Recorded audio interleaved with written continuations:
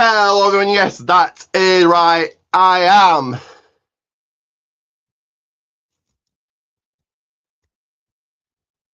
Indeed, of course, it's your boy, UK's finest Ricky J, bringing you the hottest intakes, bold predictions, and straight up banter from across the pond. Welcome to the bell never stops ringing. Welcome to the People's Wrestling Podcast. Make sure you share, like, subscribe. We very quickly do this. And I'm not alone today. Somebody hot tag in the man himself. It is Nick from the Forbidden Podcast. Here we go, guys. What is up, everybody? You heard that correctly. Forbidden Podcast. And how are you this morning, Nick? How are you this morning? I am doing very well myself, Ricky. It is a pleasure to be on here, making my debut officially on the People's Wrestling Podcast. We got so much to talk about. And yes, one half of the Forbidden Podcast, other half being Adam Carl, who is not here today, here in the show, obviously, but definitely in the chat. But I am here, though, also owner of the Furious Nation YouTube channel on YouTube as well. So make sure you subscribe to that. And make sure you also subscribe to Ricky's People's Wrestling Podcast as well. Two nice listens here in the community. Make sure you go check us out. Really nice content. You will not be disappointed. And yeah. So first of all, sorry about the technical difficulties. They've got the Wheel of Death going on. Wheel of Death, that dreaded Wheel of Death, huh? That is Nick's podcast. So the Forbidden Podcast. Do go and check it out, guys. And if you want to follow him on Twitter, X, call it what the hell you like. There it is. So you can follow him on X or Twitter. Yeah. Fiorinic579 on X. But yes, I will promote that again at the end. And then once again, sorry for any technical difficulties. I don't know why the weather's not too bad here, but there we are. So yeah, give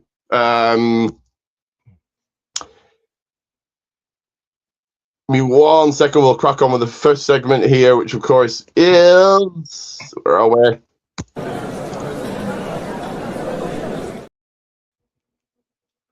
It's cooking at the table. I like it. What's cooking at the table? So very quickly, I'll go over what I've been up to. Really, what I read the scripts again, Ricky.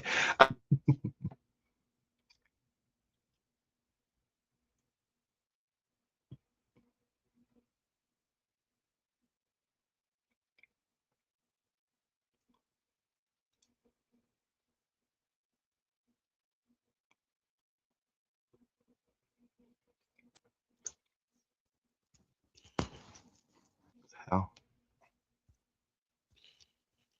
Oh, sick. Uh-oh.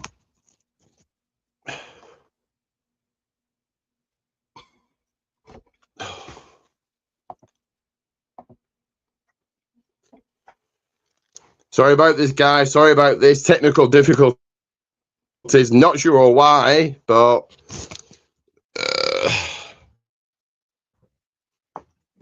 sorry about this, guys. Sorry about this.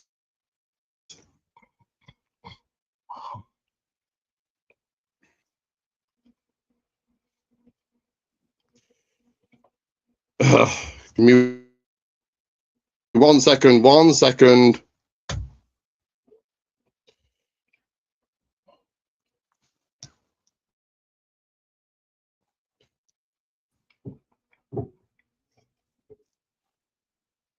Sorry about this, guys. My apologies. Oh, boy.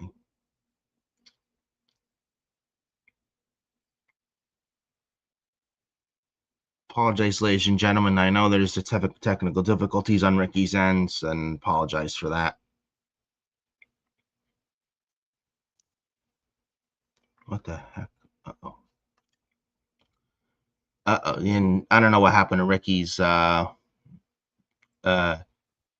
connection his end. No worries, guys. I don't know what's going on, but I don't know if maybe Tony Khan has Right, to so there we go. I think I've sorted it. Hopefully, I'll get this out quick. So, what do I been up to? More of the same. Heading to the gym. I go to a craft class every week, and I coloured in this week. If you guys can see, so that's what I've been up to. And I've got more of the same coming up. Yeah. So, Nick, what have you been up to? What have you got coming up? Well, what have I got coming up? Well, I have quite some things now going into the summer. One of them, I mean, yeah, unfortunately laid off a week ago looking for a new job, so doing that. But also a 30th birthday coming up this middle of August as well. Yes, you heard that correctly, turning 30 in primal years. So I don't like the feeling of getting old, but it's a nice thing to celebrate. And also going to at least one wrestling show this summer. It's not a WWE show. It's an ACW show, Awesome Championship Wrestling, based off Poughkeepsie, New York, in upstate New York. It is Saturday night, July the 17th of 2026. It's 2 weeks after 4th of July. It's at the MJN Center in Poughkeepsie, New York. I will be there front row. And shout out to the guy who owns the company. It's been over, it's a year and a half old. Doing really good stuff. And shout out to this guy who owns the company, who is a wrestler, and I've known him for 15 years. Hale Collins, real name is Dale. Shout out to him. I will be there front row for that show on July the 18th. So excited for that. So yeah, guys, go and check out what's it coming in ACW. Did you say? Awesome Championship Wrestling, ACW. Go give them a follow on X. Go give Hale Collins a follow and Vic Delicious a follow on X. I'm sure they would greatly appreciate it. Go follow them on X, and more fans in there, the better. Go follow them, man. Great dudes. So that's July 17th, or did you say? Or the 18th? July 18th. Saturday night, July 18th. And then later that night, Sazina's main event, another one.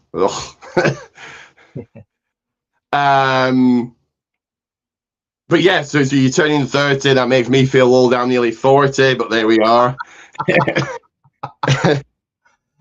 Doesn't matter the number, though. It should be celebrated, though, in my opinion. So, as I said, for me, before we came live, 26 years of watching wrestling, so a long time. So I remember when wrestling used to be good, a lot better than it is today. But well, I mean, I've been watching for this September coming in 19 years. So it's going to be next year. It's going to be 20 years. In fact, it was September 2007. I've watched WWE and pro wrestling as a whole. Since then, I've watched ever since. I've not stopped watching once. I've watched ever since, believe it or not. It was a couple months. I mean, yeah, it was a couple months after the unfortunate Chris Benoit double murder suicide incident in June 2007.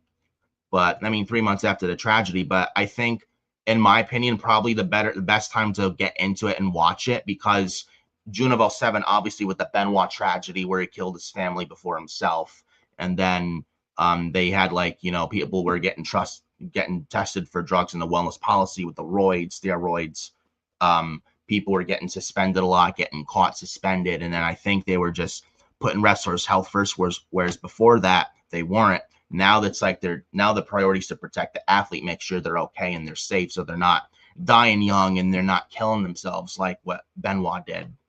So that was like 3 months after the tragedy. I actually started watching as a whole, and honestly, probably the best time to be watching at the time, because I think at that time people were just like, the wrestlers weren't like going out there and killing themselves like they used to. Now they're just protecting the athletes and stuff like that. So that's just how I felt about that personally. Yeah, definitely. A lot more protected. Yeah. In the head, they don't do those anymore and stuff. I do see a number of people watching, so don't hesitate to drop a comment, a question for me or Nick. Like, share, subscribe, do all those cool things, all those good things. And I will be live soon.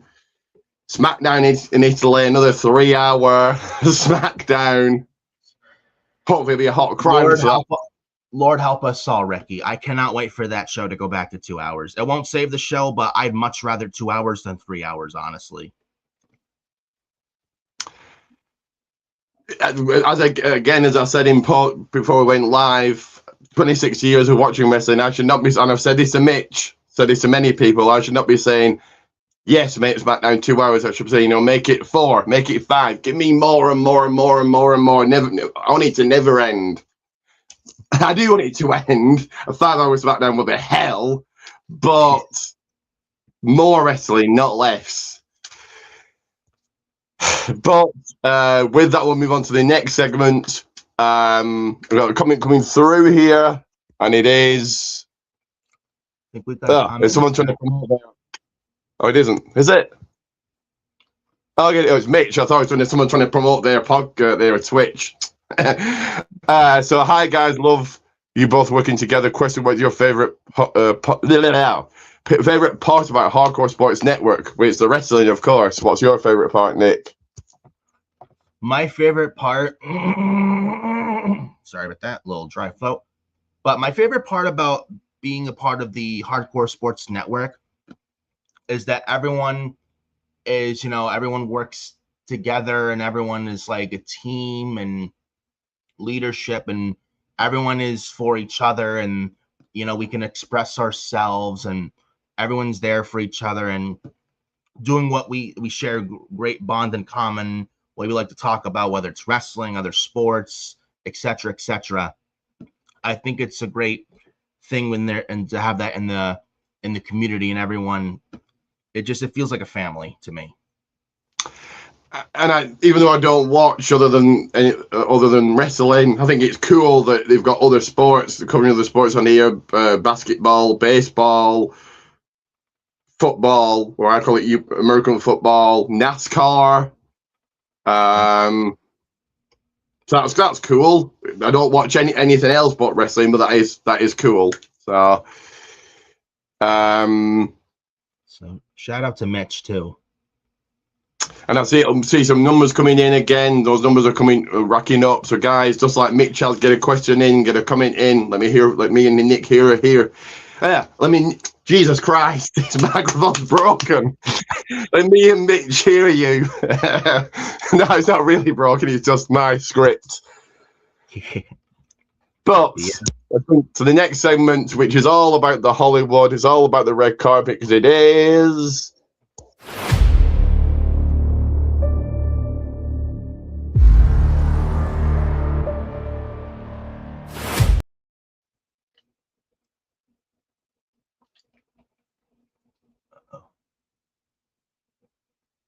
There we go.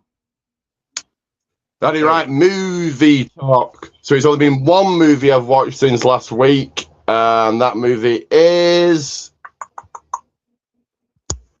the animated version of. If it shows it, come on. Animal. I will sit and watch anything. Animal Farm, decent movie. It was okay. I'll say a B- for it. So yeah, that's all I've watched this week. Do you watch movies, Mitch? Not Mitch. Sorry, not Mitch at all. Nick. Sorry, Nick. Yeah. Not Mitch. Yeah. Nick. Well, Mitch can answer as well. Does he watch movies? But Nick, do you watch movies? I do watch movies. I may not like watch them all the time, but I do watch some. Whenever it's like some free time, I watch like on Netflix or save to my phone or YouTube or what have you. So whenever I usually have free time, I do watch some movies. If I had to choose which one I've been watching a lot recently, it's actually coming up this December, and in fact, it's my favorite movie of all time, Night at the Museum. Yeah, very, very good movie. Yes. Yeah, it's crazy. First almost 20 years ago. Now it's almost 20 years old. Came out in 2006. Wow. A lot of good movies in 06, honestly. I think 06 to me is probably one of their best years in filming, in my opinion. Whether it's animated or live action, in my opinion. I think I remember the first one coming out. Damn, that ages me. That makes me feel super old. First one, great film. Second one, good. Third, yeah. Yeah. Okay. I watched all three of them. I mean, the three one was okay. It wasn't better. I feel like first one was good, second one was really good in my opinion. But the third one was decent. It wasn't great, wasn't terrible. But Are you now, looking forward go to a ahead. new scary movie? I know that's been rated quite badly, but are you a scary movie fan or no? Not much. Not much in my opinion. Just I don't know if it's okay to say that, but I don't know. Maybe I know some people like horror movies, some are big fanatics into like Chucky or what have you, but I'm not one of them though, unfortunately. No, I mean the spoof film, scary movie that spoofs all the horror films. Oh no, I'm not into that. Okay, fair enough. It looks okay. I'll watch it, but They're coming up with actual Toy Story 5. They're actually coming up with Toy Story 5, believe it or not, on June 19th. They made too many of those. First one, great film. Great. Probably my childhood Toy Story. Second one, good. Third, okay. Fourth, eek. And now 5.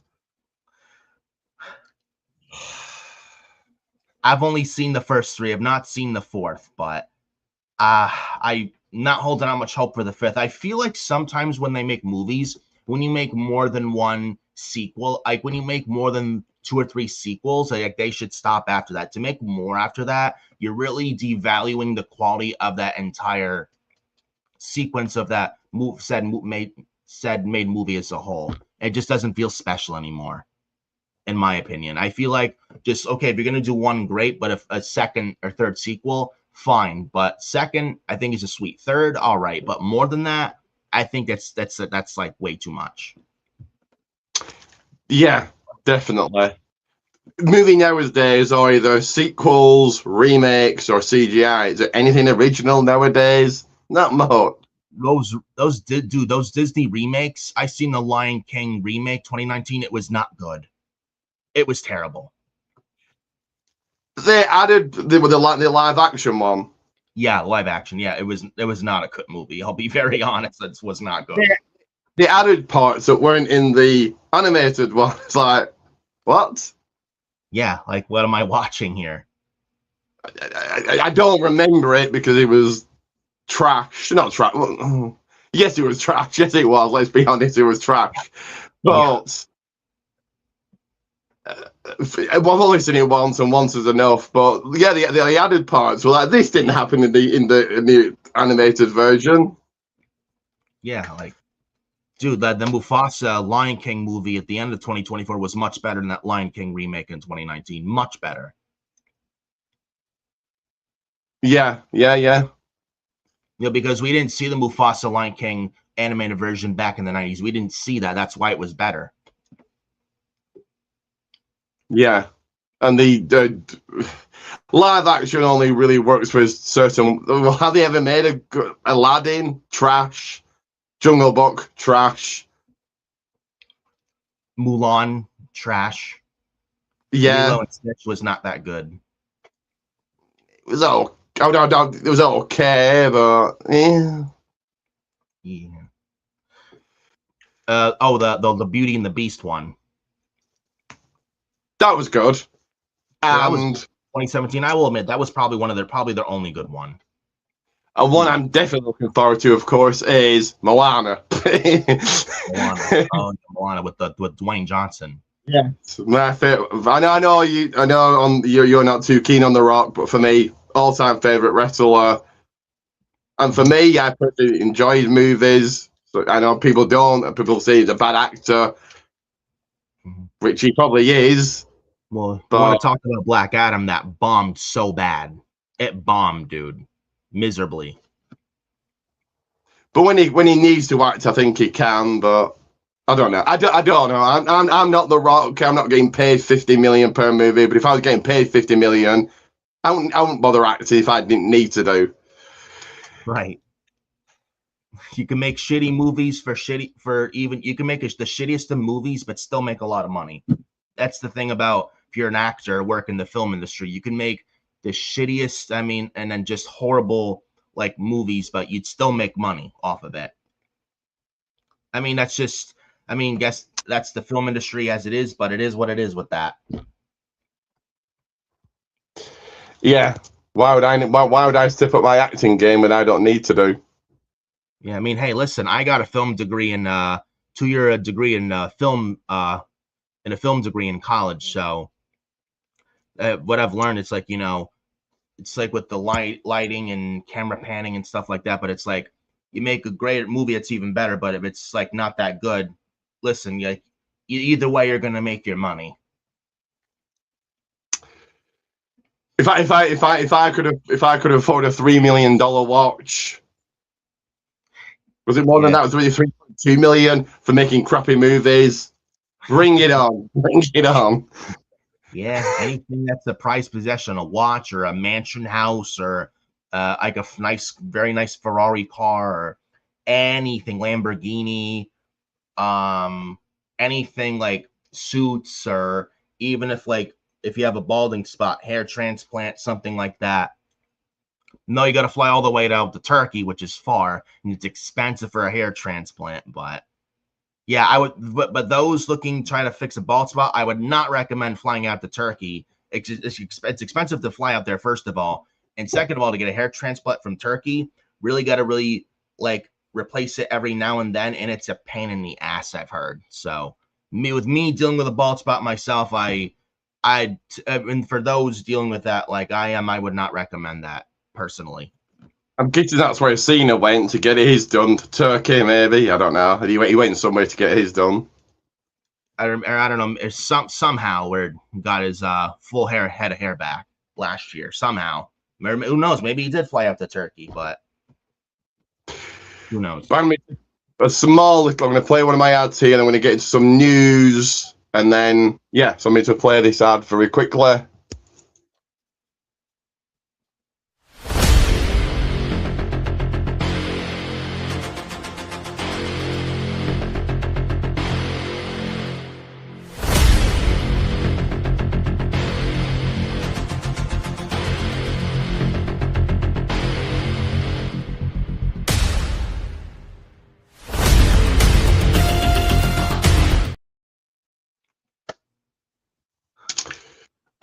So that is right, Poison Tees Goldman's 1, guys. To get your shout outs, Poison Tees Goldman's 1. Summer's coming in eventually. But yes, the news alerts are going off. Let's get into the studio because it is time for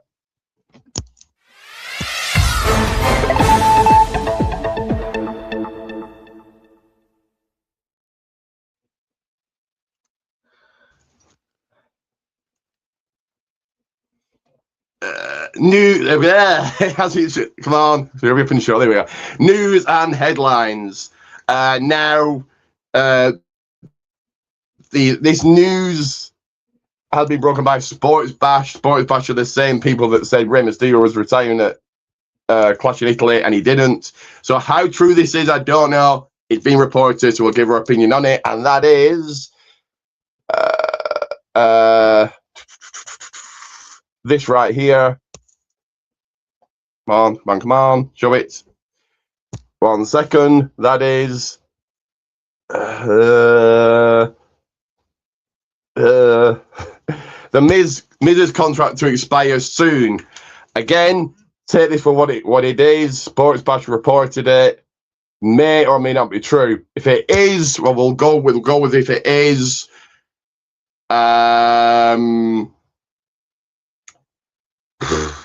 Okay, well, for 2 years he's been beaten for 2 years in singles action, so this wouldn't be a shock. But I would keep them as around. I think like for the Hall of Fame, I don't think he did a bad job hosting the Hall of Fame, so I think you keep him around in a host. Being a host, or maybe even going down to NXT and train those guys. If he does leave WWE, maybe he retires. I don't think he goes to TNA. TNA linked with WWE. AEW, I think he'd probably. I don't think that's his style.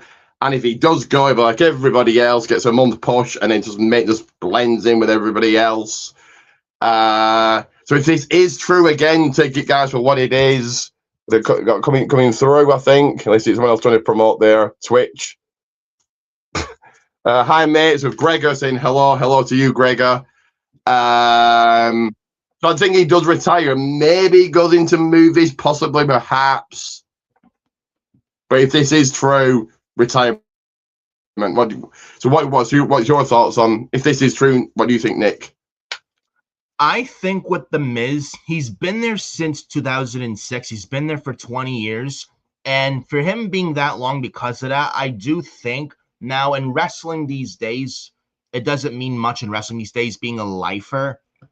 But I feel like The Miz is one of those guys that is a WWE lifer. Even if it's true his contract is expiring this summer, honestly, I don't think he's going anywhere. He definitely does not fit AEW in their style. And like you said, even if Tony Khan brings him in, he'll treat him like a shiny new toy for like 3-4 weeks, and then he'll put him away in the toy chest to have him collect dust for like 24 to 48 weeks to then remember he's got him and use him when he wants. And I don't think The Miz is that dumb.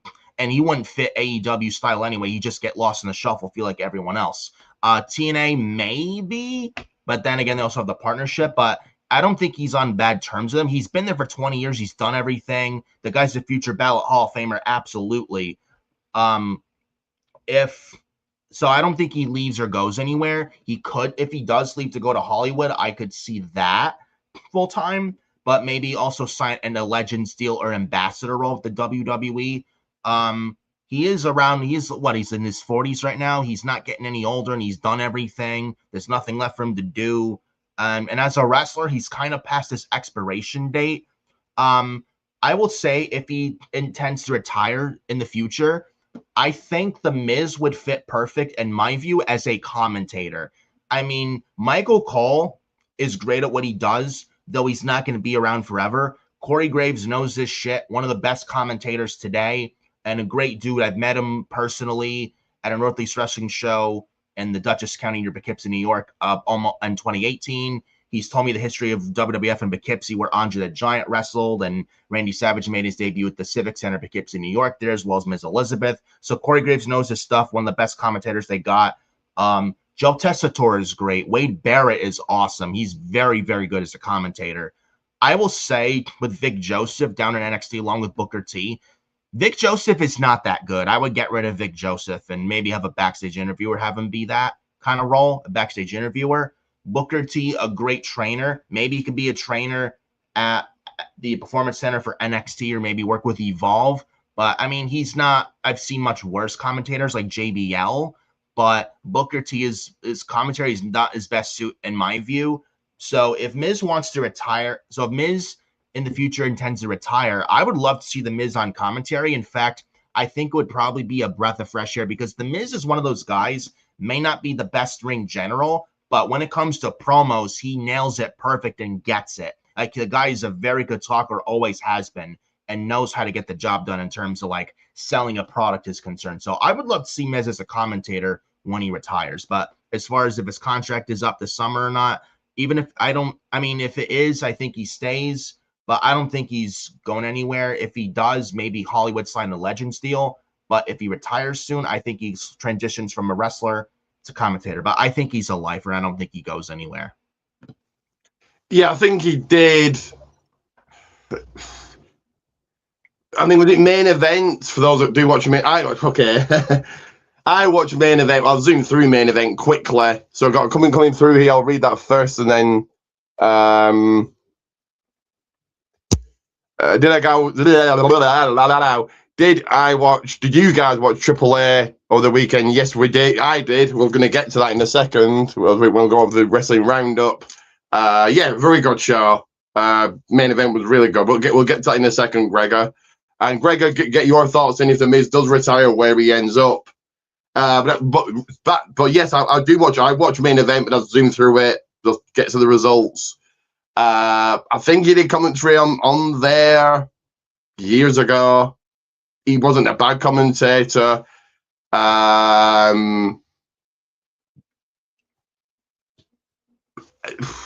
But very quickly back to AEW.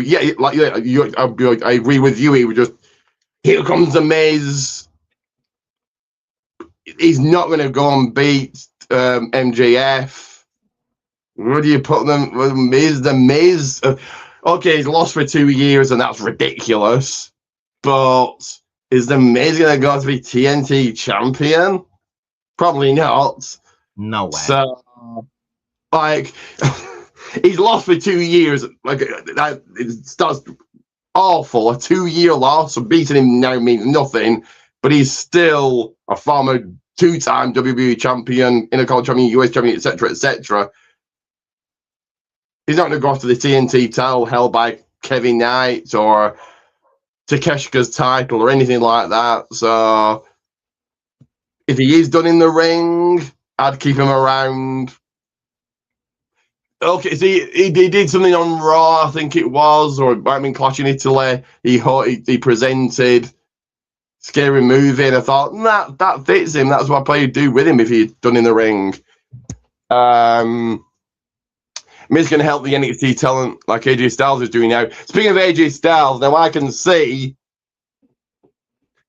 Gunter the Miz being the match for SummerSlam and Gunter retires the Miz. Not that it would mean anything, retiring the Miz, who cares?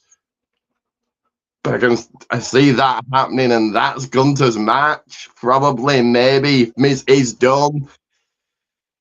Hey, I hope that's not what it is. I hope the Miz isn't retired.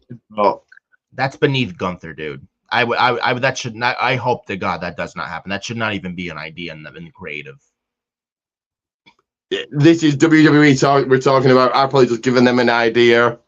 Hopefully not. Hopefully, maybe it's some idea of Michael Hayes or Bruce Pritchard in the back. They'll give Miz a couple of big wins here and there, or a few wins, building back up. He turns face. Here comes Gunther to retire him. Retire him. Well, whoopee do. Who cares? Yeah, that's what I can see happening. I can see that being the match. Probably SummerSlam. If this is all true and he is retiring, his contract is done. But I hope not.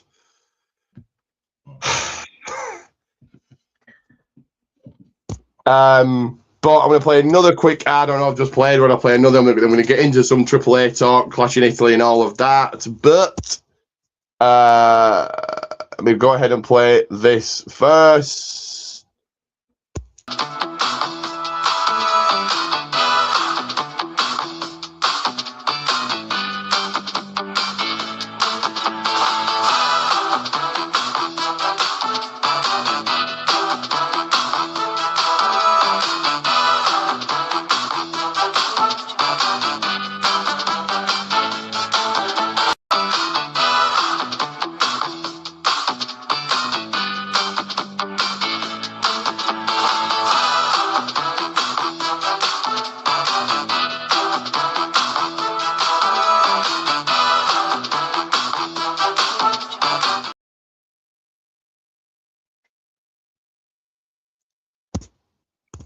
Well, Daddy Riot, like, share, subscribe.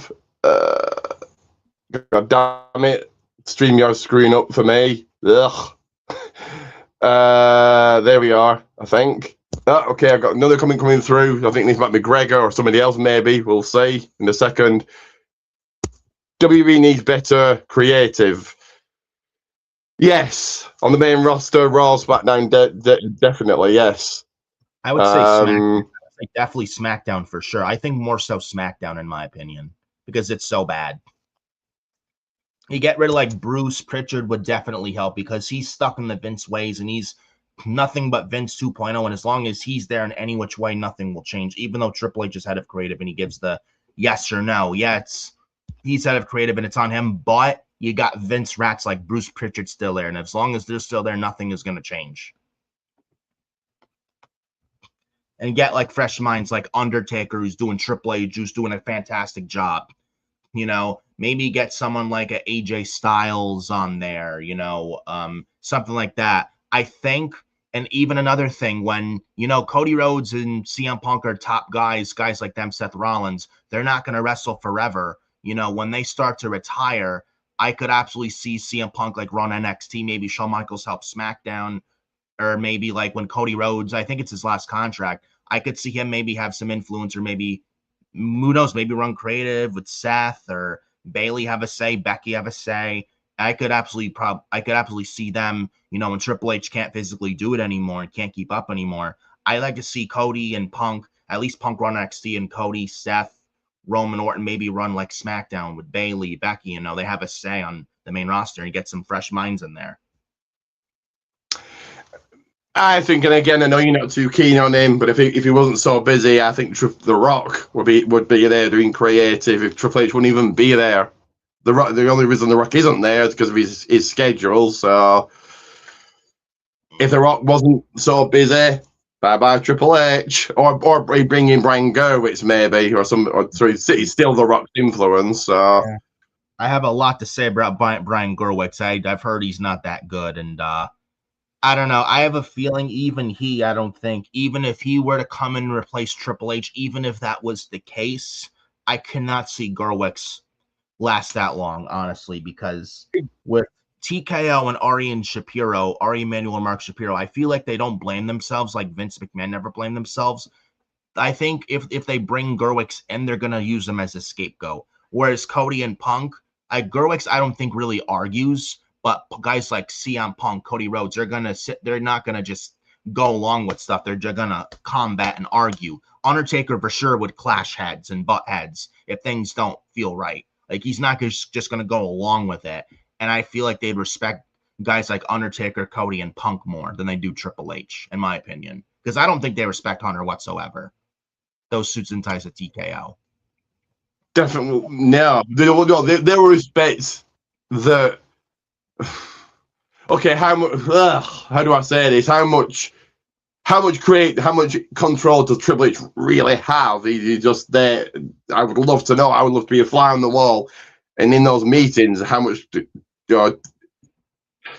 it? Triple H come up with Reigns should beat Jacob Fatu, and that's it. And Triple H gets that final say, or is it Paul Heyman saying, well, maybe Reigns should win, and Michael Hayes saying, I agree, and it's a joint decision?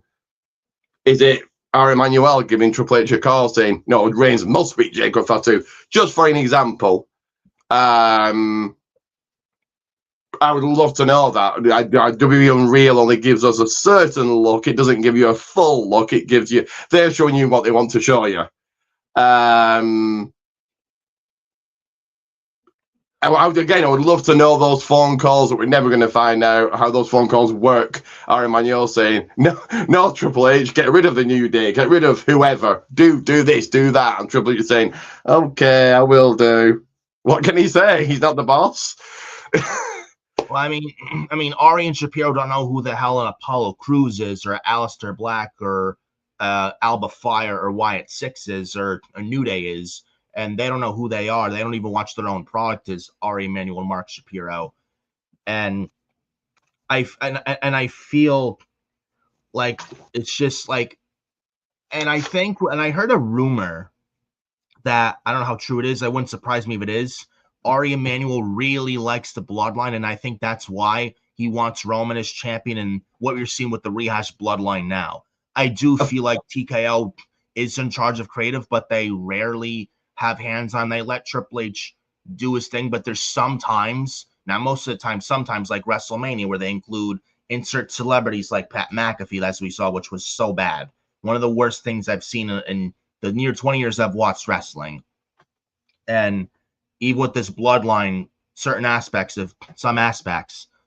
not a lot, not the whole or a lot of them, but there's some you see where I feel like if there was no TKO or Endeavor involved, and it was just an independent company, and you had Triple H and you had Stephanie McMahon, just them running the company, I do feel like the company would not be so corporate and soulless and safe as it is now. Everything just feels so safe. There's no excitement, no risks, and the company didn't need to be sold to Endeavor, and yet there are people that want Vince McMahon back, and yet he's the guy, and he's the reason why the WWE is in the mess that they're in currently, when Vince sold the company to Endeavor and sold it to his friend Ari, because Vince wanted to reclaim the power he lost 4 years ago via the Wall Street Journal.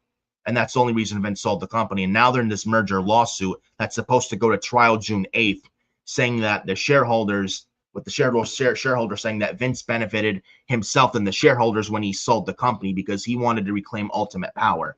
And Ari Emanuel will be the only one dumb enough to keep him in charge and give him back power when other places like Comcast or Disney and Fox would require Vince's permanent exit.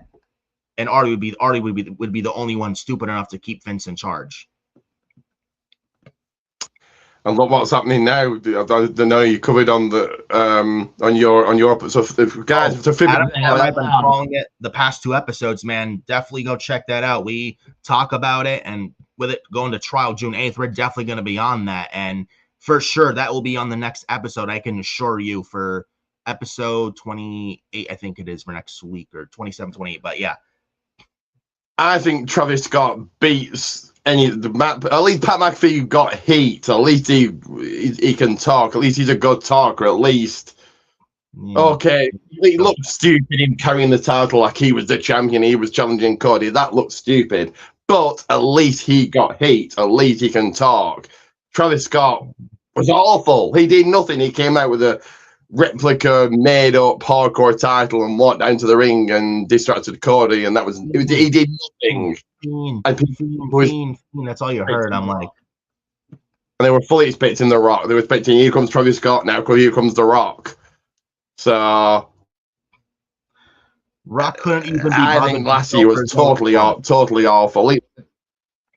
I'm sorry to cut you off there once or twice, Ricky, but I apologize on that. But yeah, Rock couldn't even be bothered to show up for his own story last year when he wanted Cody's soul, and then John Cena sold his soul to The Rock, and that was Rock's story. He couldn't even be bothered to show up for that. And he had Travis Scott, and which tainted John Cena's last ever WrestleMania match. It was so bad. Yeah, just ugh. But let's get to the final segment here. And let's talk about Gregor, if you're still here, Triple A, Clash in Italy. We're going to get to it now with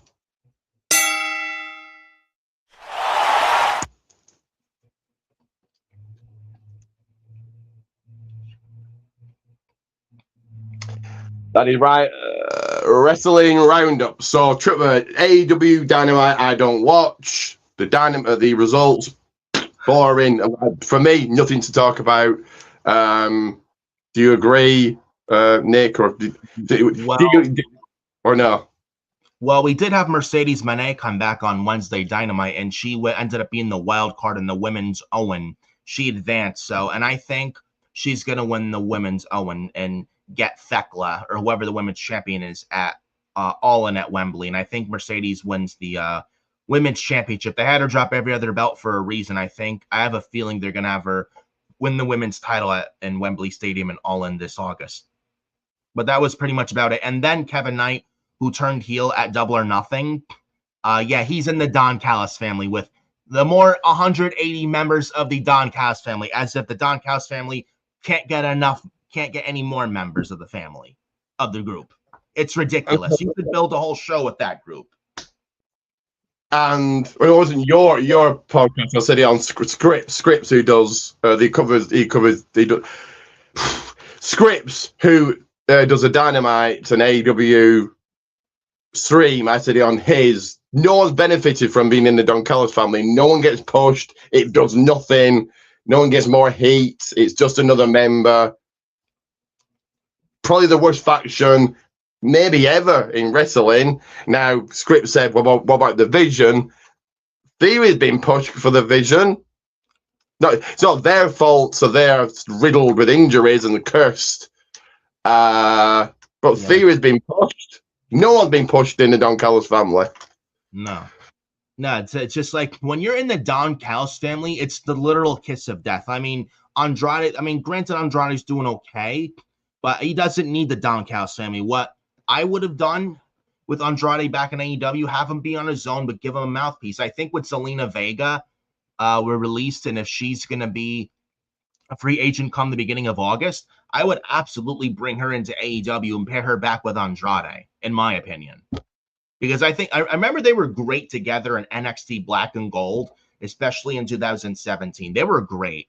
And then when Vince was in charge in Andrade's first WWE run and he split them up for no reason, and Andrade on his own can't really speak English that well, I think he benefits more with a mouthpiece, but I don't think he needs to be in a faction, and definitely not in the Don Callis family. So if Zelina Vega comes into AEW this summer, I would absolutely bring her in if I'm Tony Khan and pair her with Andrade and get Andrade away from the Don Callis family. I don't think it's doing anything for Andrade whatsoever. In fact, I feel like it's holding him down. And I've got another comment coming through. 1 second. From Gregor, the AEW pay-per-view was pretty good. Double or Nothing, yes. Yeah, that was really good. Every single time when it comes to AEW, and I say this every single show, too long. The pay-per-views are too long, too many matches. I think 8, unless it's WrestleMania.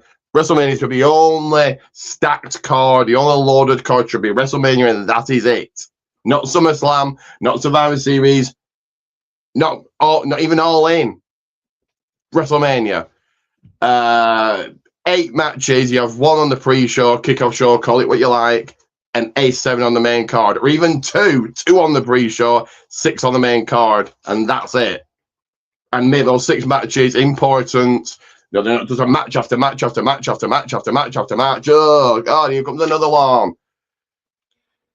People want to complain all the time about the ads, and for me, the ads is blending with the show now with WWE. But those ads break up those matches. It's like, oh, it's a solid good match. Digest that match. Here comes an ad. Oh, that was a good match. No, it's not just next.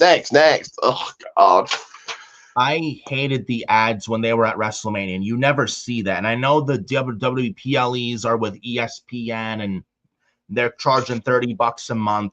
I think the thing is with AEW and WWE, AEW gives too much and WWE gives too less. I mean, I'd be okay with Triple H giving like 5 matches if it wasn't $30 a month like they were on Peacock and you lower the ticket prices. That would at least justify the 5-match PLE card format. But when you have 5 matches and you're charging $30 a month and the ticket price is sky high, it's like, dude, you got to give more than 5. You got to give like 6 or 7. Unless you lower the damn prices for the tickets and have it not be $30 a month, get like the PLEs for WWE back on Peacock. I watched Saturday Night's Main Event, Ricky. The last Saturday Night's Main Event, I think it was on Memorial Day weekend. They were on Peacock. No ads or commercials, and it felt like WWE weren't so handcuffed by Endeavor, and WWE and their creative was allowed to do what they need to do and allowed them to actually get their stuff and what they want to get in. They weren't handcuffed by Ari and Shapiro saying, oh, you can't do that, can't do this, we got to go to commercial here and there.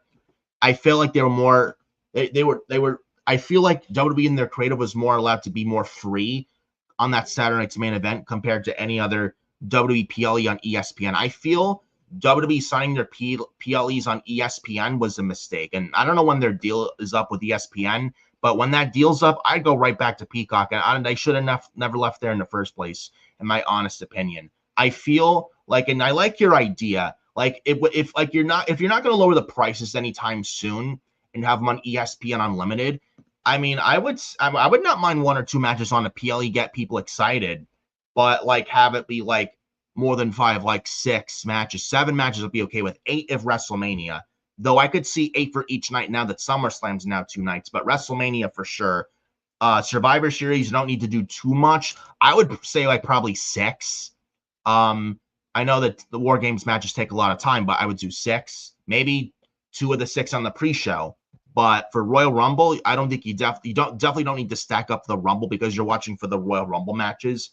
But yeah, if they were to fix the format, that's what I would do. Unless you lower the prices and get them off ESPN, in my opinion. And coming through, and I've actually forgot a segment which I'll do in a second. But so 2 things. First of all, Gregor saying, yes, 6 to 8 matches max for AEW. Start the show earlier. Definitely, I know a lot of people completely missed the 0 or buy-in pre-show. Call it what the hell you like. Completely missed it, and you're paying for that. Like, okay, the matches weren't that good. The pre-show was skippable anyway, but they missed it.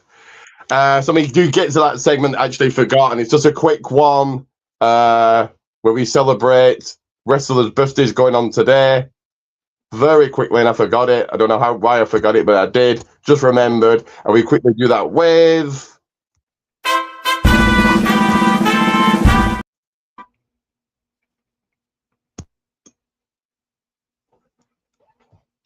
So yes, wrestlers' birthdays. And it is birthdays of Kona Reeves, if you remember him from NXT, Simon Dean, and Priscilla Kelly, Gigi Dolan. So happy birthday to all those three. I've done that segment. Now it is Wrestling Roundup. And very quickly, let me get that up. Very quick. Where is it? There it is. And so last week's SmackDown, I'll run through the results and I'll give my quick opinion. So we had Jade Cargill, Beef and Meechin kick off the show. Rhea, Charlotte, Alexa came out, led to a match. Jade beat Alexa. Action beats The Miz, and MFT beat Damian Priest and Rice Keys. Momentum builder for Jade. As I've said, The Miz 2-year losing streak is ridiculous, and MFTs are getting a push. So any thoughts of those results there, Nick? You want any more indication why SmackDown's the worst show on TV? There you go. MFTs.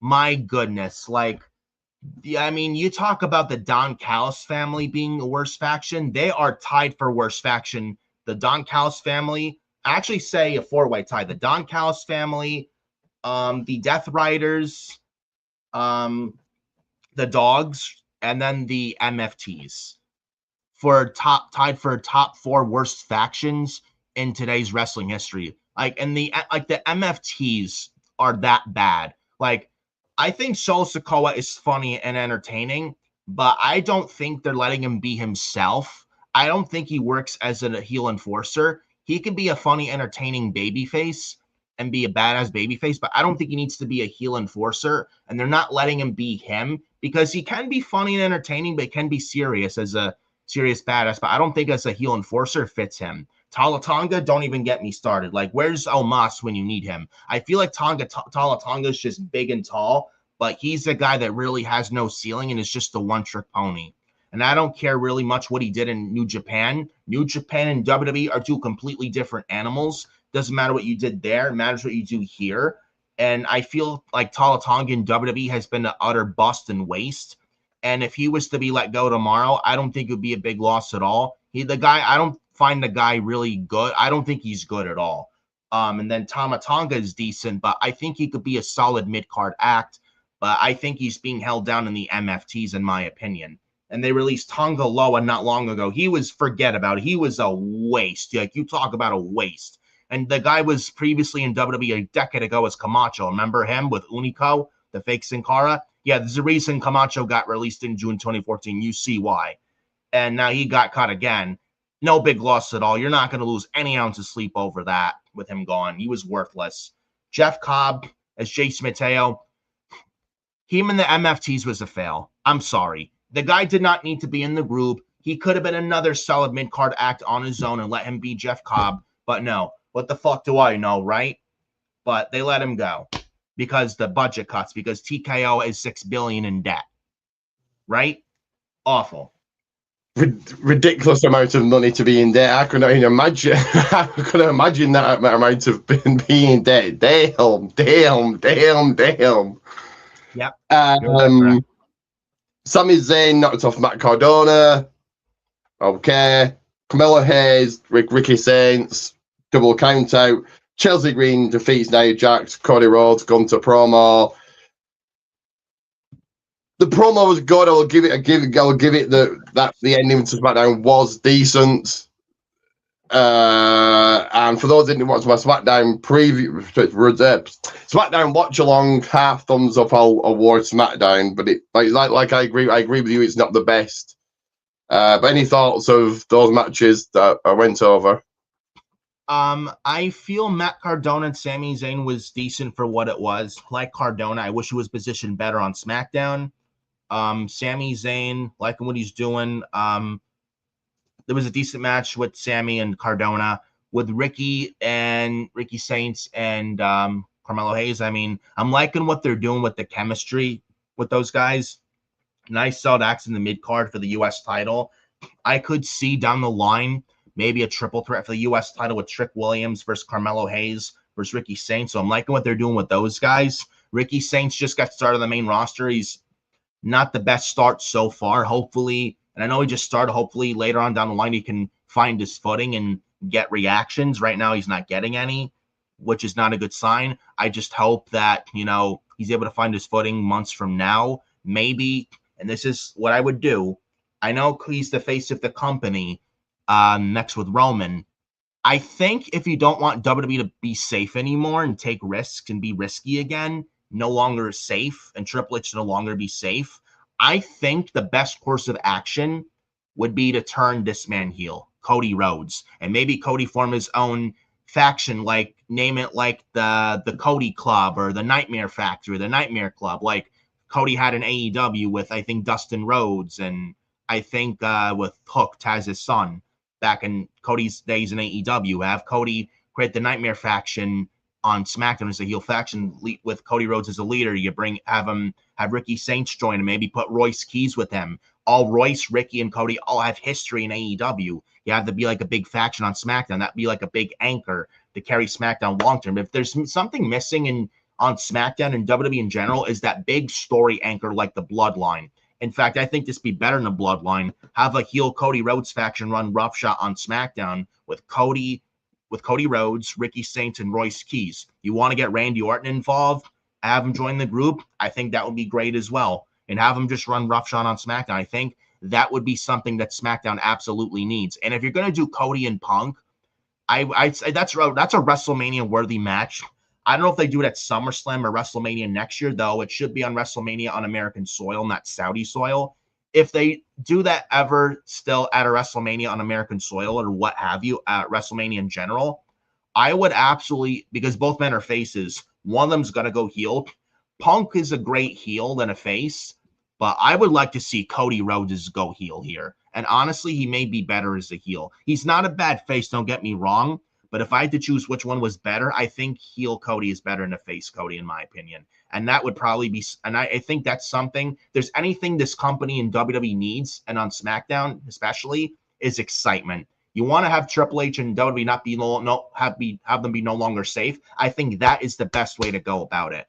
And I know there'd be people, if Cody turns heel, it's because of The Rock. No, it wouldn't be. Rock is not even there. Can't even show up or be committed. So no, it wouldn't be because of Rock. I would be all for a heel Cody. In fact, I think it'd be a big breath of fresh air that the company also needs. And Gregor coming in with Matt Cardona should be better. He should, but he's probably happy making WWE money and working with his wife. So, or why not have him be a heel? Have him join a heel Cody faction on SmackDown. Have him with Cody. Also, Gregor saying change things up. I agree. Once again, Gregor, thank you for the comments. But we'll get into what you were talking about, Gregor. Triple A, not just De La Grande. So Rey Fenix took the Triple A Cruiserweight title from Laredo Kid. They'll do two matches in 2 matches. El Hijo beat Dr. Wagner Jr. for the Latin Championship. Both good matches. I think Rey Fenix works way better in Triple A than he does on SmackDown. And I think Vikingo, good heel. He's getting booze. He might as well go heel anywhere. Yeah. What are your thoughts on these 2 matches, Nick? Rey Fenix and Laredo Kid was a banger and may have actually stole the show on Saturday, May 30th with AAA. If Rey Fenix is not even given the chance to see what he can do on SmackDown. If the SmackDown creative team was just overhauled and just if you just actually change SmackDown's creative team, give it a complete overall clean house and make it better. And if you put Rey Fenix on SmackDown, give him the fair opportunity, he can really shine like he did here at AAA May 30th. Like, this is what we saw Rey Fenix on May 30th, AAA. should be the Ray Phoenix we're seeing on SmackDown. Like, he's not even given the fair chance or opportunity. If you just let him be on SmackDown what he was in AAA May 30th, he would go a very long way on SmackDown, and it would give SmackDown another star that they would give SmackDown another star that people can tune into. Then that's something SmackDown also needs, because they don't really have much going for them. Yes, they added Gunther and they added Finn Balor, but that's not going to be enough. They need a lot more. But if you just let Ray Phoenix, like how he was in AAA May 30th, let him be that on SmackDown, I think it has a very good chance of succeeding if you just give him the fair chance and give him some decent stuff to work with. And, just build him up, give him some wins, give him a story, and you'll do good. And very quickly, Gregor coming in with Raw Dog left SmackDown. Wonder why? Was it creative differences? Yes, I think it was. I don't know if you watch Unreal, Gregor, but I think you could tell he was dejected. You could tell that he was kind of his ideas were shot down. He was coming up with these ideas, and Triple H said, "Yeah, there's way too much wrestling to remember." But I think he did come up with Chelsea Green or something, winning back the women's US title, or going or being. I don't know what it. Well, okay. I don't think he likes Raw Truth getting released. I don't think he likes that. But also, didn't he not say Chelsea Green should win the USB higher up? And then Triple H said, "Yeah, but who's she going to feud with or something?" I think that was the quote. I don't know. But Nick, your thoughts on Vikingo winning the Latin Championship? Vikingo winning a Latin Championship, I think it's a good move. He's a good heel. He's great at what he does. I think he's killing it with what he's doing. And yes, Omos is with him. But besides the point, I think it was also another good match. All matches were good. I don't think Vikingo was better than the Laredo Kid and Ray Phoenix match. It was still a very good match, though, nonetheless. I think it's a good move that Vikingo won here. I think it's a nice heel to hold the championship for a while, but then drop it to a babyface to somebody else. And Vikingo was one of the best luchadors they got today. But I like the move. I don't hate the move at all, and it was a good match, and I think that was just the right decision as well. Then you bring up Chelsea Green as well. That was Road Dogg wanted to put the women's US title back on Chelsea, but Triple H should make a good point. Who was there for her to face? She runs to the same opponents, and she did, like Zelina Vega, Michin. I mean, she would run to the same opponents, but then it's like with the R-Truth thing, it's like Road Dogg thought it was the right decision to let him go or something like that. But I don't know.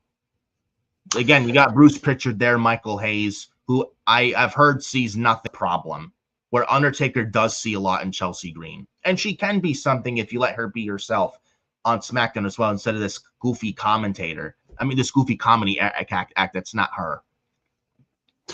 You also had the War Raiders taking tag team titles off Pagano and Psycho Clown. This was a good match. The War Raiders, they got killed by Femi the night after Raw, but in AAA they work, and of course a match. AAA is an awesome show. Yes, not just Della Grand this week one was. And then, of course, a match that everybody's talking about that went half an hour, and I didn't realize that. It didn't feel like half an hour watching it. But El Grande Americano defeats original El Grande Americano, Mask versus Mask. Good match, great storytelling. For me, this was match of the week last week. Thumbs up, great show. Your thoughts on War Raiders winning the tag titles and the main event? War Raiders winning the tag titles, I was very surprised by, but I'm actually glad they won, and I'm very happy that they won the AAA World Tag Team titles here. I'm honestly surprised the War Raiders, with the budget cuts back a few months ago in April this year, I'm surprised the War Raiders did not get released, and they're still in this company.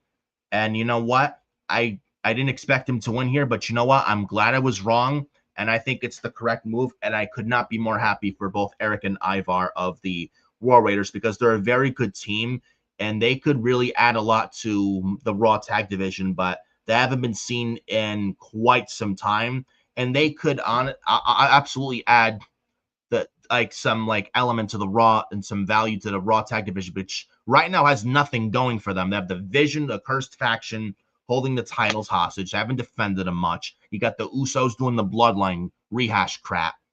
You got the Street Profits, but that's really about it. The Creed brothers could absolutely be inserted in there, give that Raw tag division life, but they're not doing much of them as far as right now goes. Hopefully they're back on TV soon now that Chad Gable is unmasked from the Americano stuff, but we'll see what happens on that. But I'm very happy for the War Raiders here. I'm surprised they won, but I'm not mad whatsoever they won, and this was very good. And the thing is, like with AAA letting wrestlers be themselves, like I know AAA just handcuffed, and I know I'm not defending with him playing it safe the past year or so, but I feel like with the unfortunate TKO suits and ties he has to answer to, if he didn't have that, I think it'd be a lot different than what it is today. But with the War Raiders, I felt like they were more free on AAA May 30th, and you just let them be like that on Raw, put them back on Raw in a meaningful way, and they'll go really well. And they'll do well for themselves. And I figured they'd be caught April, but they weren't. I'm honestly shocked they still have a job, like I said. Your thoughts on the main event of Noche de los Grandes week 1? Americano versus Americano. What started out as a goofy, cheesy gimmick, the El Grande Americano, and it easily AI generated idea. But this is one of those AI generated ideas that actually worked. But started off as a cheesy, goofy ass gimmick. And now it turned, like, basically Undertaker turned this chicken shit into a delicious chicken salad, if you know what I'm saying. And look how over it's got, especially Ludwig Kaiser. Now, originally, this was Chad Gable's gimmick. And I do believe, I don't know if you believe this or not, I think last year's SummerSlam in MetLife Stadium in New Jersey, which I was at both nights, by the way, I do believe one of the matches on the card was going to be Chad Gable's El Grande Americano versus Penta, who were feuding with each other at the time in a mask versus mask match where Penta would win and Gable would unmask and Chad Gable would be Chad Gable again. But then Chad Gable went down with a shoulder injury. Then Ludwig Kaiser came in and took the gimmick, and he was a background player, wasn't even supposed to have the gimmick. And I don't wish injury on anybody in this, and it sucks that Gable got injured. But man, this was a blessing, honestly, for Ludwig Kaiser. If Gable didn't go, imagine if Gable didn't get injured. I don't think Kaiser would be in the company. He'd probably be released. He'd probably not be in the company. He'd probably be released along with Pete Dunne and Tyler Bate. But with Gable going down with the injury and Ludwig Kaiser and Pete Dunne, Tyler Bate taking the gimmick with the Los Americanos stuff, it's like, look at Kaiser now. He's over his fucking AAA, and I'm loving what he's doing with this Americano stuff. And I could not be more happier for Ludwig Kaiser, and as well as Pete Dunne, Tyler Bate, especially Ludwig Kaiser. And even with the arrest recently, it still didn't stop him. Still over. And this, honestly, Ricky, the Kaiser Americano versus Gable Americano, this is absolutely, no questions asked, going up as match of the year candidate for when the year-end award show happens on Furious Nation at the end of the year. This match is absolutely going up there. It may even win match of the year this year. It's not even a WWE match. It's a AAA match, though WWE and AAA are working together, and that's saying something. But this was a banger. The story, the emotion, it just got you, getting you to care. The video packages that come a long way was in this as well. Like there was blood with like both guys trying to rip each other.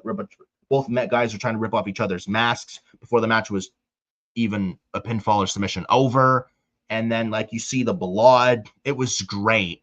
And then like just the crowd being so invested and the false finishes, and then Kaiser winning and Gable unmasking. He was all bloody. You have his family there. Chad Gable giving the respect to the luchadors and the lucha tradition, and to Kaiser Americano saying, you know, I'm passing the torch to you, and Chad Gable is back, and yada, yada, yada. I thought this was absolutely fantastic. And shout out to everybody, including Mark Calloway, The Undertaker, who put the effort into this banger show. I'm loving what Undertaker is doing in AAA. He may even go down as Booker of the Year this year, and I'm not even joking. definitely agree with all of that. So let's get into Clash in Italy. And I'll try and not fall asleep saying this first match, but excuse me, Cody Rhodes beat Gunther, still undisputed WWE champion. Rhea Ripley retain against Jade Cargill. Cody bores me like nobody else, but this was a good match. I will say it was a good match. I'm not sure if it was a botch at the end. People are saying it was. People are saying it wasn't. People are saying this is going to lead to another match at Night of Champions, maybe even SummerSlam.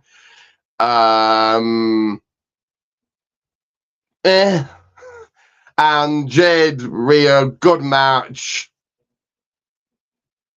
Yeah. What your thoughts of the first two matches?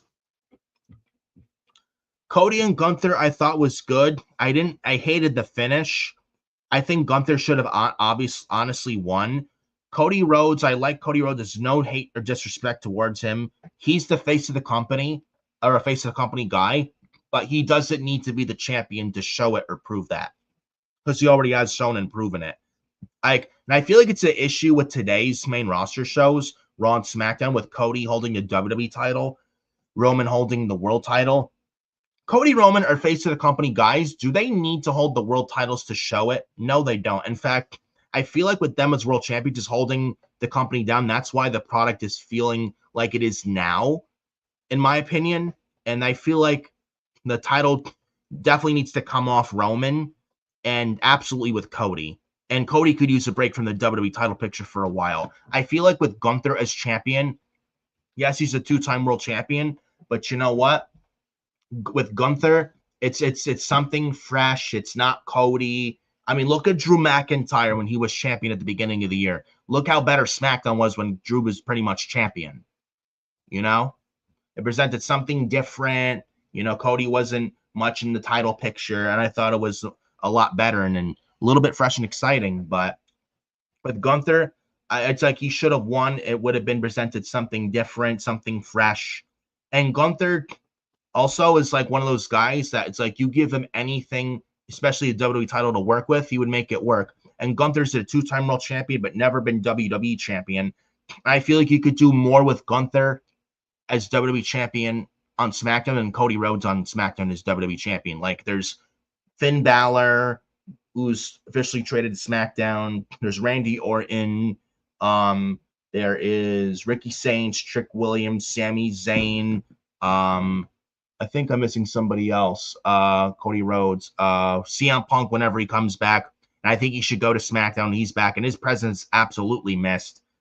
No missing somebody else. Kevin Owens, if he ever gets cleared, I feel like and obviously I think that's when it kind of went down, in my opinion. Last year, the beginning of last year, early last year, when Owens went down with injury, and there's him as well if he ever gets cleared. Again, there's more to do with Gunther on SmackDown as champion than Cody as champion. Cody could honestly use a break for a while. Even if he goes into Mania next year as champion, have him have a break for a while as the champion. But Gunther should have won. I think they're doing the match again in Saudi at Night of Champions. I'm hoping and praying Gunther wins there. If he doesn't, we got a problem. Honestly, dude. And then Jade and Rhea, I thought was good. Not better than their WrestleMania match, but still a decent match. And the right woman went over. And Gregor coming in saying, good show, but nothing great. And he gives Clash in Italy a 7. Also, the next two matches was Brock Lesnar. Oh. Going over Femi. Sol Ruka, your new Intercontinental champion. Not shocked that Brock won and leading to a third match. Now that's next month at Night of Champions or SummerSlam. I would personally do Gunther winning the title off Cody, Brock, Gunther, SummerSlam, title for Korea. But they protected over 75,000 getting out the Kimura lock. And then what they did on Raw kind of made you forget that Brock won, but quickly forgotten about it in 24 hours. Just, did he win? Yeah, he did, but let's move on kind of thing. And Sol winning the title, cool. For me, Soul feels like everybody else. The music doesn't. When they change the theme music, when they come up to the main roster, it's like, oh God, why? Why would you change it? But she feels like everybody else on the main roster. This feels a little bit less, more like everybody else. But your thoughts on these two? Well, with the Sol Ruca and Becky Lynch match, this was good. And I'm actually okay with Sol Ruca's women's Intercontinental Champion. I think she fits the bill perfectly for the women's mid-card on Raw for the women's IC title. I feel like if Def Rebel didn't change her music, I don't think she'd feel like everyone else at this time on the roster. She just got started, so give her some time. But their music didn't need to be changed. They just stuck with this unchanged music. I think it'd be a much different tune with Sol Ruca currently on Raw. The fact that the fact that Def Rebel still has a job blows my mind. They're lucky to still have a job. I don't why were they not on the budget cut list in April, but some of these wrestlers were. I'd love to be a fly on the wall on that one. Because Def Rebel is absolutely god awful. They do not know how to make music whatsoever. Like can we not get Jim Johnston back or CFL Money back who actually know what they're doing? Or something, a music band like them who actually knows how to make music to give these wrestlers identity. Like with Def Rebel, everyone feels and looks the same. Everything just feels generic, where CFO Money and Jim Johnston, wrestler music stands out. When you hear that music, you know exactly who it is. Like perfect examples I could come up with. Triple H, The Game by Motorhead, Kane, Slow Chemical by Finger Eleven, Undertaker, Rest in Peace by Jim Johnston from 2004, Randy Orton, Voices by Rev Theory. There was a rumor they were going to change Randy's theme song with Def Rebel at Survivor Series 2023, and Randy said, fuck no. And he kept his theme he's had since 2008, Voices by Rev Theory, John Cena, The Time Is Now, etc., etc., etc., RVD, One of a Kind, CFO Money like Samoa Joe, Destroyer, Finn Balor, Catch Your Breath That You Hear Today, AJ Styles, the one from 2016 you hear, Shinsuke Nakamura from NXT, Sami Zayn, Worlds Apart, the one you hear from NXT, Kevin Owens, CFO Money, Street Profits. Like the list goes on and on. Like this Def Rebel, like what they're doing with like the Def Rebel music Def Rebel produces is absolute garbage. And I wish that would change. But Sol Ruca winning, I don't mind. I think it's the right move. And I think Becky Lynch should move to the world title picture at this point, in my opinion. But going to the Brock and Oba match, I'm not mad that Brock won. And you want to know why? Because let's say you have Oba Femi undefeated for a long, long time. Look at Bill Goldberg when he was undefeated in WCW for like a year. And you know how his undefeated streak in WCW ended? A taser. Yes, a taser. Whereas when Goldberg came to WWE in 2003, he was undefeated for like less than 6 months, like 5 months going into SummerSlam 03, where he had that second Elimination Chamber. He lost to Triple H and Triple H retained by using the sledgehammer. It's much different, but at least like, oh, well, Goldberg lost, you killed his momentum, didn't hit the same impact when he wanted the next month at Unforgiven 03. I beg to differ. He was still over and fans still wanted him to be champion, and he won the next month at Unforgiven 03. So it's like, Oba losing, I don't mind here. And he was protected the best way possible, and I don't think you can get any better than that. Him losing to 6 or 7 F5s, one through the announce table, and he got up at like count of 7 or 8, right up like that when he got put through the announce table. And this is definitely not over. They're 1 for 1. And Oba lost nothing here. He's not buried. I don't want to hear, oh, Oba's buried. He's not. He's not. Like, he lost to 6, 7 F5s. He was ultra protected.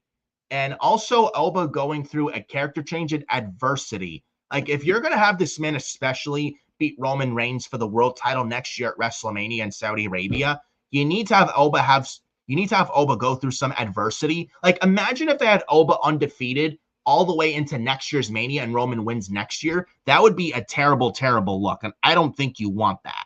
Where Oba loses here, okay, now he goes through adversity to try and get to the top in a character change. I like that, and I don't mind Brock winning here whatsoever. I don't hate it at all. In fact, this loss to Oba is a W for Oba himself. So now he can evolve and become better for this company for years to come, I absolutely seeing him win the Rumble next year and potentially beating Roman next year for the world title next year in Saudi at WrestleMania. But I think this loss for Oba did more good for Arma than harm, in my opinion. So Oba really lost nothing here. And I know people complain, oh, Brock winning in 2026, what the fuck? This does nothing for me. What a terrible decision.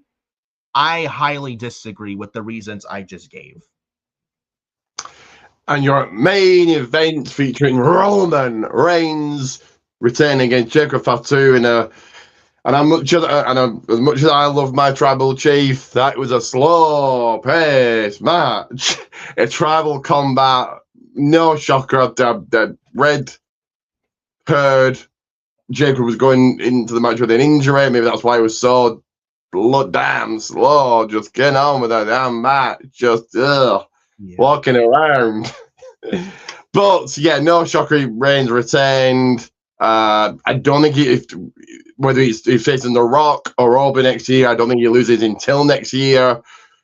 So guys, people get ready for a year-long title reign from Reigns, maybe even longer. If he does face The Rock, he's losing at SummerSlam, so even longer, lose at SummerSlam next year. Yeah, decent match. Could have been a lot better. As an overall pay-per-view, I will give it a thumbs up. But yeah, your thoughts on the main event? I think with Jacob Fatu going in hurt definitely put a damper on it being slow because of Jacob Fatu going into this match hurt. So I think I could see that being the case with this. But I feel with Roman winning, I figured he'd win, but I really wanted Jacob Fatu to win because, give us something fresh and different and give us new blood. I feel like Jacob Fatu would have done that very, very well. And, he's a future piece of the company, but it's like you could have gave him the world title here, even if it was for until SummerSlam or the end of the year and Roman wins it back, so be it. But now Jacob Fatu wins here. Where does he go from here? And then next thing on Raw, they have him acknowledge Roman Reigns. I'm like, just have him bitch out to Roman and Usos. Like, what the hell? Like, Jacob Fatu is worth so much more than that. He's better on his own. He should be answering to nobody. And I don't know what was the point of even Roman winning here, and Jacob should have won. Like, and now we're getting bloodline rehash, and it's just, yeah, I can't wait for that, said no one ever. Jacob honestly should have won. And I don't know what really the deal is for Roman. I'm sure it's a Netflix thing. They want Roman as champ, but it's like, if we're just going to get bloodline rehash, there's no point. It's a waste of everybody's time. Now, you mentioned Roman Reigns a year title reign. I am actually thinking this. With Seth Rollins, I think he wins King of the Ring and beats Braun Breaker in the King of the Ring finals. I think that's a given. I think we get Seth Rollins and Roman Reigns at SummerSlam, night 2 main event for the world title, and a match we were supposed to get at this year's Mania, by the way, had Seth Rollins not got injured last October in Perth at Crown Jewel if he didn't do that stupid flying headbutt. Had he not done that, we were going to get Roman and Seth this year at WrestleMania. But looks like we'll get it at SummerSlam this year instead. And I seen something. I don't know if you heard. I seen on X Seth Rollins in an interview saying, quote, I think it's absolute or complete BS that Roman said he's going to be a fighting champion, yet he's doing what he's doing now. So they could play that into a story. I think that'd be a great story dialogue going into their match at SummerSlam. If that is one of the matches at SummerSlam, they have a banger match. Now, if it was up to me, I'd put the title back on Seth, and he never lost that championship to begin with. He had to vacate it due to a shoulder injury. But I would give it back to Seth. Could I see Roman retain against Seth at SummerSlam? Yes, but this is what I'm doing.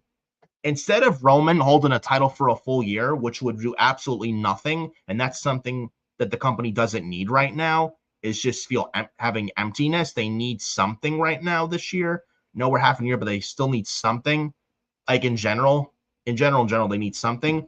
With Money in the Bank coming this September, and LA Knight has been saying, oh, Usi, the Bloodline or whatnot, if you saw Monday on Raw, and LA Knight's still in Bloodline Vortex, and LA Knight claiming he's going to be winning King of the Ring, I don't think he does. I'd love to see it. I doubt it, but there is also money in the bank this September. What if LA Knight finally wins Money in the Bank this early September and he doesn't hold the briefcase long?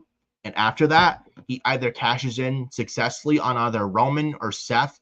LA Knight's the world champion, even if it's for a few months, at least until the end of the year, beginning of next year, and Roman wins it back at the end of this year or beginning of next year, beating LA Knight. So be it. And then Roman Reigns can still go into Mania next year as champion and drop the title to Oba at next year's Mania in Saudi. You could always do that. Instead of Roman holding a title for a full year, which you're just handcuffing the title and holding the title on Raw hostage, which you don't need whatsoever.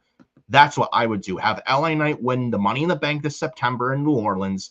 Have him hold it, the briefcase. You don't even have him hold it for that long. Have him cash in successfully on either Seth or Roman, depending on who the world champion is. LA Knight cashes in. He wins the world title for the first time in WWE, even if he holds it for like at least 2 or 3 months, for like at least 3 months or around that. So be it. He drops it back to Roman at the end of the year, beginning of next year. So be it.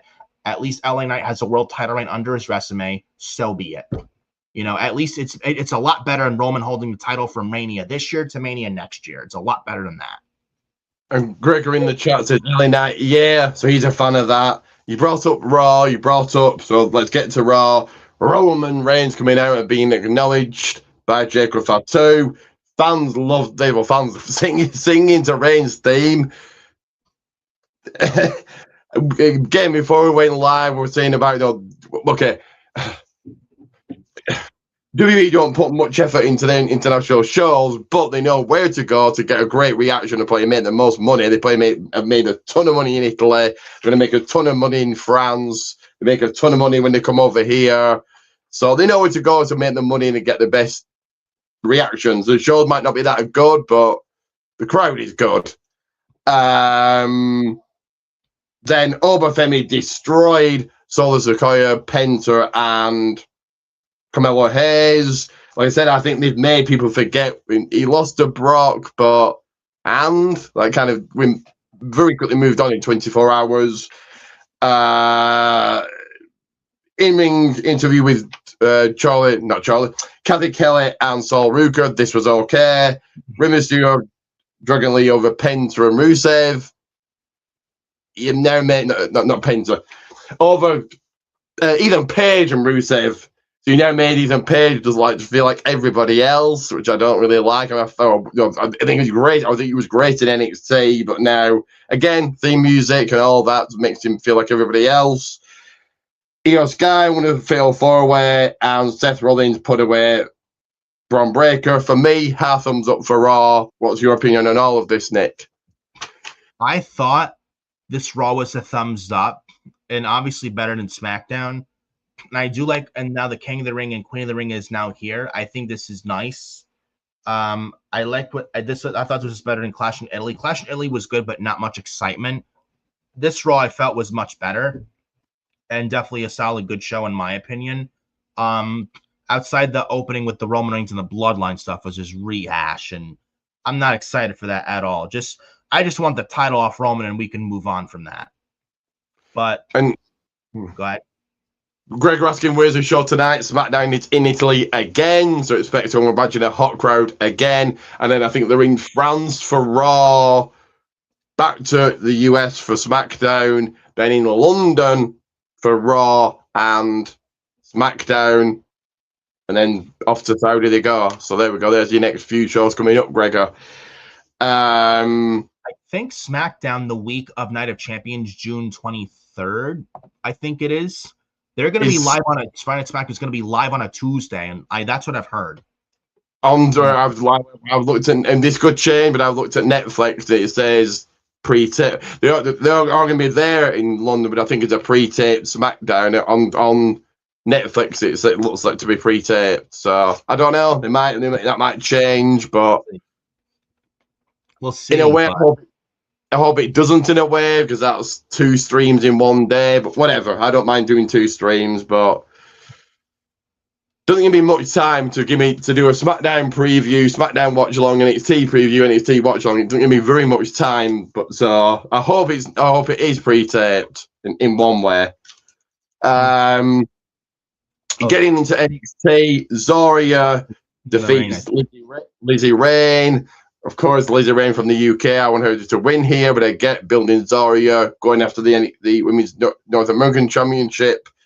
OTM, or as people like to call them, the new crime time, knocked off the culling. I like OTM. Jackson Drake over Tate Wilder, who can't get a win on NXT. Lola Vice, Kalani Jordan, Kendall Gray promos. Lexus King retained. Dark State put away Miles Bourne and Tavian Heights, and then Tony D'Angelo retained. Half thumbs up for NXT. Also, any thoughts of NXT, Nick? I thought NXT was decent, and I'm liking what they're doing with these new faces on the show. Lizzie Rain, you got Cam Hendricks, you got Mason Rook, who I'm very high on. I think he's killing it. Nakaru, the former Evil from New Japan. I think they have Nakaru versus Mason Rook next week on NXT in a number one contender NXT match. I'm going to go Mason Rook winning, and I would have him, and I would probably put the title on him, to be honest. I mean, he's this, he has so much momentum, red hot. I would continue it, strike while the iron is hot with Mason Rook, man. And there's rumors of NXT call-ups this summer.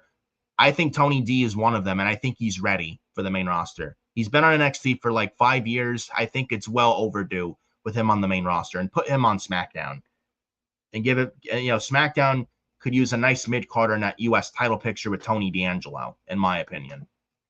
But I'm liking what NXT's doing with these new faces like Lizzie Rain, so much charisma. Mason Rook absolutely is like, he's like a hybrid of Keith Lee, Bronson Reed, and Bronson Reed and Gunther. And he's very good for a big man his size. And he's a good presence, good promo, and he can wrestle. So I'm liking what they're doing with Mason Rook, especially down there in NXT. I just wonder if Adam Pearce can control Mason Rook like he can try and control Obafemi, Braun Breaker, and Bronson Reed on Monday Night Raw. If Mason Rook were to ever get called up to Monday Night Raw.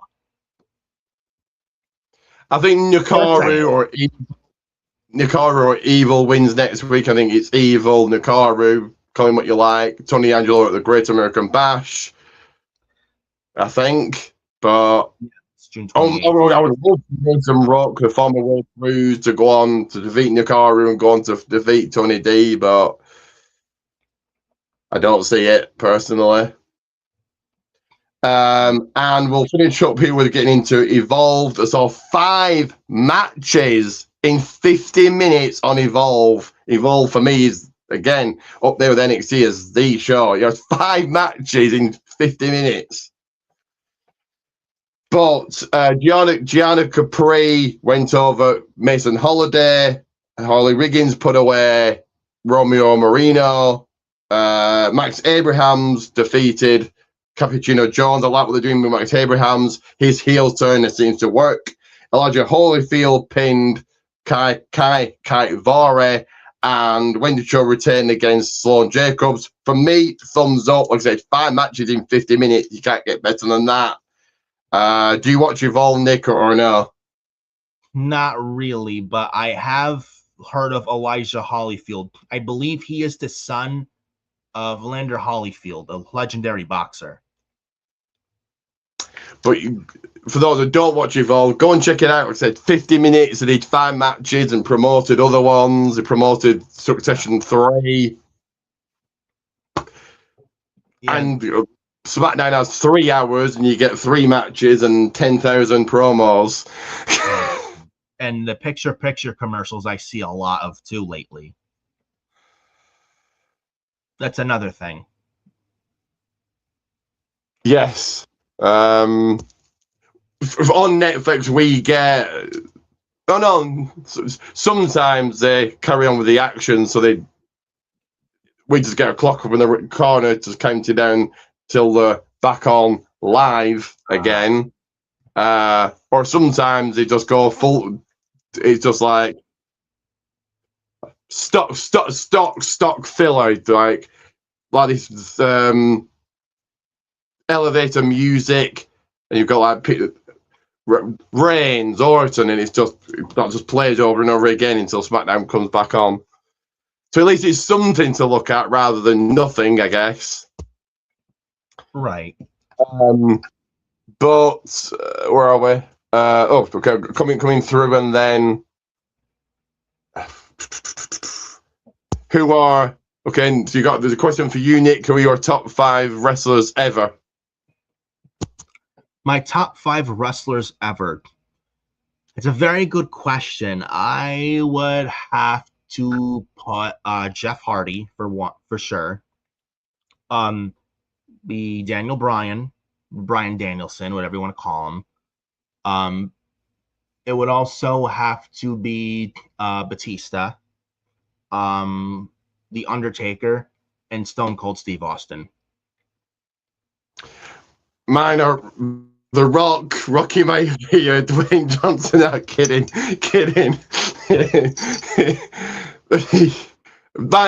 Definitely The Rock at the top for me. My all-time favorite. Reigns is in there, and then the other 3 probably Hogan. Gotta be Cena, Austin. I would say, or The Rock, Rocky Maivia, Flex Kavana, Dwayne Johnson, and the final boss. or that. So yes, guys, Gregor, anybody else wants to go and check out Nick's channel? There it is, right there. The Forbidden Podcast will be episode 28. Have I got that correct? Next week. Let me check so I'm not misconstrued. 28 next week. 28 next week on Thursday, June 11th. Make sure you tune into that. It'll be me and Adam Carl for that episode next Thursday, June 11th. Most likely one of the topics being the WWE merger lawsuit trial scheduled for June 8th to June 12th next week. So that will for sure be one of the topics. Absolutely. But make sure you tune into that for episode 28 as we're nearing 30 episodes of Forbidden Podcast. So make sure you go check that out. And Gregor, I don't know if you're on Twitter, X, call it what the hell you like, but if you are, go and follow Nick on Twitter, tweet him maybe, get a shout out, whatever. I'm not on Twitter, just like can't be bothered. Facebook is more than enough for me. But yeah, go and follow him, Gregor. And very quickly, any more questions you want to get in very quickly? We've got seconds here before I need to go do my SmackDown preview and then my SmackDown watch along. Yep. That's correct. Ricky with the SmackDown watch along, also on Hardcore Sports Network as well. Make sure you check that out today as well. A SmackDown will be in the UK, in Bologna, Italy. That is in Italy, but in Bologna, Italy. But it'll be live in the UK, but taped in the US for tonight 8 p.m. Unless you have a VPN, which you could watch live UK time. Unless you have a VPN. Or do what I do for watching AEW pay-per-views, TNA pay-per-views, LFG, everything. I watch every greatest moments. WatchWrestling.com. They're live on there. Streams can be quite glitchy sometimes, but for Double or Nothing, I missed most of the first match because it just kept going off, but then it was fine for the rest of the show. So watch it on there, maybe on WatchWrestling.com. But yeah, do you want to very quickly promote again next week's episode and tell people what will be on it? I know the Vince stuff, but what else do you plan on covering? Well, if there is any other big news, possibly anything maybe bigger. I don't know if anything's bigger. If anything's going to be bigger than the merger lawsuit trial next week. But if anything big happens in the news next week before or after that, absolutely here on the channel on YouTube for any other outside topics that may be bigger than the merger lawsuit, if that's the case. So just in case that may be there. But absolutely Forbidden Podcast episode 28 for June 11th. But yeah, if there's any news outside the trial that's bigger than the merger trial next on June 8th next week, anything bigger than that, I will let you know and be here on the channel. Maybe whether me solo or with Adam Carl. That might happen if depending on the news week. So we'll see. We'll see. Something you could cover is Mick Foley wanting his final match in AEW. There you go. That's a news story for you. You could maybe discuss. Yeah, possibly. Whether it's on the Forbidden Podcast or outside of it, we will see. But I did catch that as well. Not in favor of that, because I know Foley is, 6 years old, can barely walk. And I know MJF's the world champion. Do I have a funny feeling, not in the right way, that MJF's not going to go into Wembley as champion and we get MJF versus Mick Foley at All In? I hope and pray to God that does not happen. This is not 2006 where Foley fought Edge. That was different. That's not going to work now in 2026. I'm sorry. Yeah, very quickly before we go, my opinion on that is he's 60. If anyone who watched the Ariel Helwani interview, I think he said he wants to do it in 2 years, so he'll be 62. Regardless, now we're in 2 years. He can't move. Legend, but he's old. He can't move. He's actually probably going to involve Darby Allin. He's going to be against Darby Allin. It's going to be something crazy. He's going to do something crazy in his last match, and just no. I think perfect as a host on the pre-show buy-in zero, or call it what you like. Maybe even bring him in as a commentator, but actually wrestling, no. Yeah, I have zero interest in Foley wrestling in AEW, dude. Zero. Absolutely bring anything else to the table, but not as a in-ring wrestler. You have more than enough wrestlers that, you have an overbloated roster. And another thing, Mick Foley is an ex-WWE guy. You bring him now into AEW, AEW is pretty much a WWE landfill. It's not even funny. If I want to watch WWE, I'll watch WWE Monday, Tuesday, and Friday, and Wednesdays sometimes with Evolve, but I don't need this on Wednesday. All these former and WWE girls and guys on AEW, it feels like WWE 2.0, like I'm watching another WWE. And it's not a good look. And I believe he just had the former, and not the biggest name in the world, but what she called Saraya, something like that in WWE. Saray. I saw, but she's having a match with Athena. Okay, she's not The Rock. She's not the biggest name in the world, but she's former WWE. And it's got another one. Oh, God. Yep. But yes, guys, go on. Do check out the Forbidden Podcast next Thursday with Nick and Adam Cole. I will possibly be back on, hopefully be back on maybe tomorrow SummerSlam. We can do SummerSlam predictions, as Matt Hardy may say. Like a round table or something like that. So yes, do check out very quickly after this, in moments actually, my SmackDown preview, and then I'll be live again here, Hardcore Sports Network, for the SmackDown Watch Along, coming from Italy. Whoopie-doo, I'm looking forward to another 3 hours. But I know you're so excited for another 3 hour SmackDown, Ricky. I could feel it. I should, again, I should not be saying that. I should be saying, as I've said this many times, make it 4, make it 5, make it 6, make it, I want SmackDown to never end, make it 24 hours. Not really. That would be ridiculous, but I should be saying, it's another 3 hours. Oh, hell. No, I should be super excited. Anyway, but guys, do like, share, subscribe, all those cool things, all those good things. I will see you guys, like I say, soon for SmackDown. And always remember, it's Ricky J. We're going to bring his bites to the fight.